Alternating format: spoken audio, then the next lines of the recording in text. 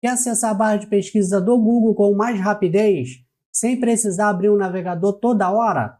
Veja como ativar a barra de pesquisa do Google direto na área de trabalho do Windows 10 ou do Windows 11 e transforme sua experiência com mais praticidade e agilidade. Gostou dessa dica? Deixe o joinha de vocês, se inscreva no nosso canal e vamos colocar na prática. Abra o navegador Microsoft Edge. Primeiro vamos definir como padrão o Google como buscador padrão. Clicamos nesses 3 pontinhos na parte superior. Depois, configurações, privacidade, pesquisa e serviços, pesquisar e experiências conectadas, barra de pesquisa e endereços. Clicamos nesta flechinha, mecanismo de pesquisa usado na barra de endereços. Vamos definir aqui como padrão o Google.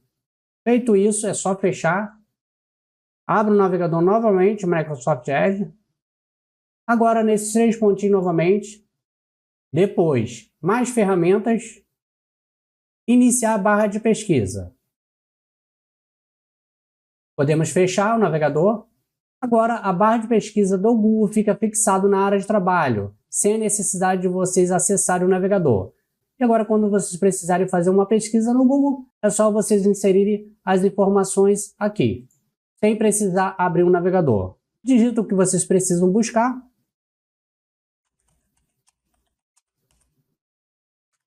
E ele já vai abrir aqui automaticamente. Agora, toda vez que vocês precisarem fazer uma pesquisa no Google, vocês podem digitar diretamente na barra de pesquisa que está aqui fixada na área de trabalho.